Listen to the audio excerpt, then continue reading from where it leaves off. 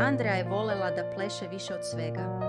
Na svojoj prvoj sceni, pod sjajem reflektora, napravila je piruetu i publika je zadržala dah.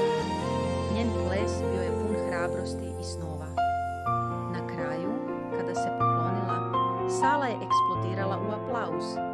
Andrea je shvatila da svaki san može postati stvarnost.